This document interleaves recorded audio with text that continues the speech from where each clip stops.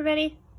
So this video we're going to go over different materials, some of which we have at Resource Depot, that you can use perhaps in your outfits. So first things, I'm going to go over the easy stuff to manipulate. Obviously fabric. You can sew fabric. You can glue fabric. Other materials such as thin plastics, cardboard, paper, even certain types of styrofoam. These materials are pretty easy. You can sew and glue paper. You can fold paper, you can glue it together, you can even glue it to fabrics. Cardboards you can glue together. You can also, with thinner cardboards, you could even potentially sew them if you were attaching them together. Some people use cardboard as their base for their outfit. They'll construct their whole outfits out of cardboard. It's a little stiff to work with, but it can be done. This material is very similar to fabric. It's a plastic netting, so you could sew this. You could even potentially glue it. This styrofoam, again, could probably be glued. It's also really easy to punch holes in and do some manipulation that way. And then we can try and find materials that are more dimensional than just fabric to work with, most of which we have are plastic materials. If you find things that have already holes in them, it makes it easier for manipulation. And one of these may not be interesting, but if you had 30 of them, that could make a visual impact. You could take string or wire and use these holes to your advantage. And you could wire objects on by creating a simple loop, twisting so that it doesn't move around, and then leaving room for another loop so that you could maybe tie it on or sew it into an outfit. So let's say you want to use 100 CDs in your outfit to reflect stuff like the sun. I don't know.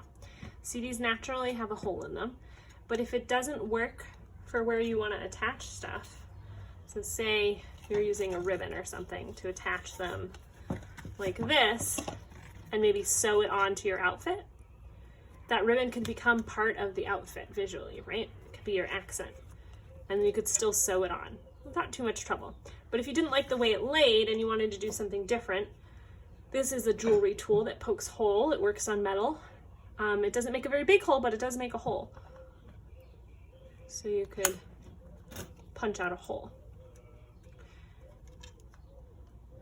With small stuff like this, you'd probably have to use thread, wire, fishing line. Soft foams like this can be glued, but again, you can do a lot with wire. You can also wire them on, like so. But they are light enough to where glue may work.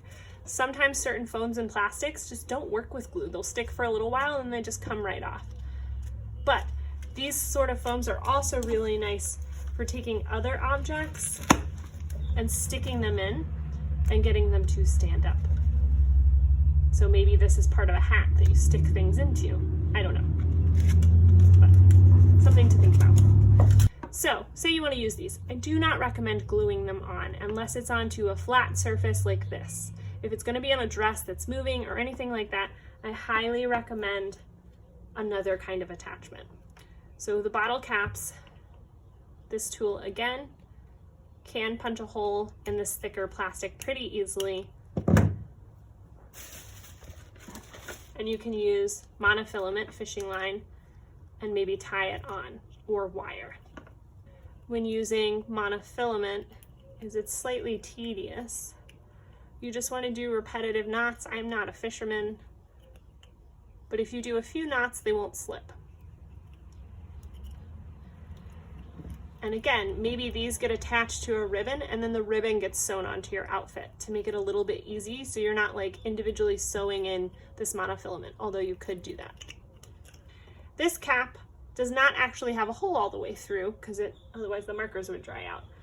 So you could punch a hole in it like this on the side and get a hole just like we did with that cap.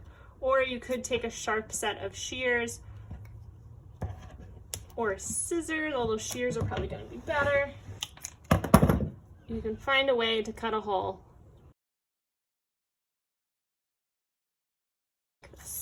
And again, stringing a bunch of something and then tying it on like a belt or a piece of ribbon or something is one way to get it to interact with your outfits. The bag, the plastic bag skirts that we have, those are all just belts, and the handles of the plastic bags are looped onto the belts. There's no sewing, there's no gluing, but they are attached. They don't come off unless the bag rips. So that's just something to think about. Is there another way to get it to be part of your outfit? Again, soft materials like say this inner tube, I could potentially sew. Some things might be thicker where you'll have to hand sew it or use a different kind of sewing machine. You want to be gentle to your equipment. You don't want to ruin it. But these could also be tied on just like the plastic bags or other materials, like tied onto a belt and then you wear the belt. Awls, which are basically sharp stabby things, kind of like an ice pick. Thinner plastics, like these ones that flex, you can punch a hole through with an awl relatively easy. And then you can string it. Things like corks can be glued, but a lot of times glue doesn't like sticking to these things, especially if you're dealing with something that moves around. But this is a little eyelet that has a screw. It's a screw eyelet. I screwed it into the cork. And it's in there pretty good. You could add glue, but it's not going to come off.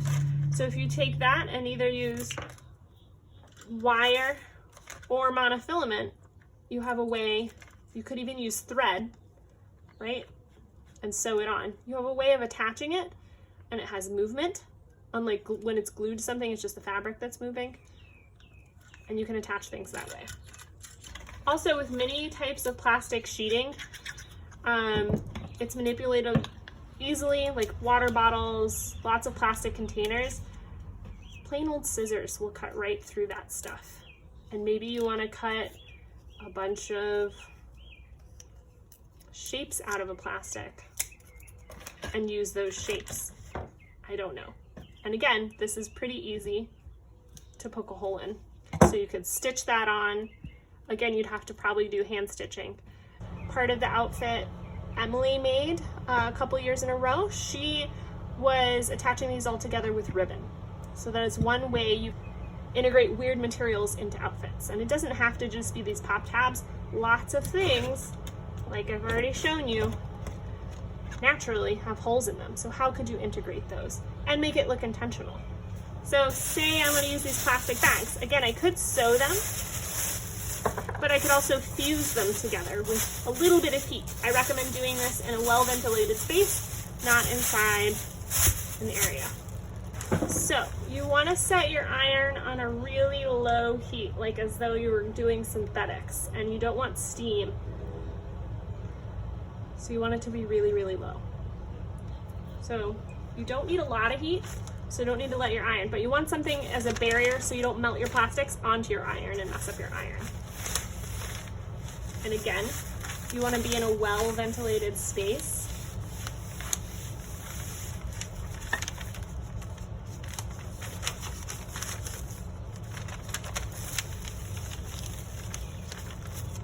And yeah.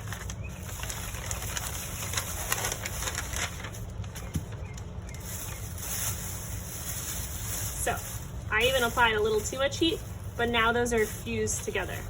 And that's one way to attach things. You can even do it with something like bubble wrap, although I don't really know what will happen. Let's see. And again, I probably applied too much heat there, so I'm just going to do a little less time. And let's see what it does. And again, with these thinner things, you can probably glue them to a piece of fabric. So yeah, so that worked. And those are fused together. Again, well-ventilated space, so you don't want to be breathing in these plastic fumes. You can also create yarn with this and knit or crochet with plastic if you know how to knit or crochet. There's a lot of possibilities. This is just one. I wanted to show you some really, really quick ways to deal with weird materials. Don't feel limited. Keep your mind open. And if you have questions, ask.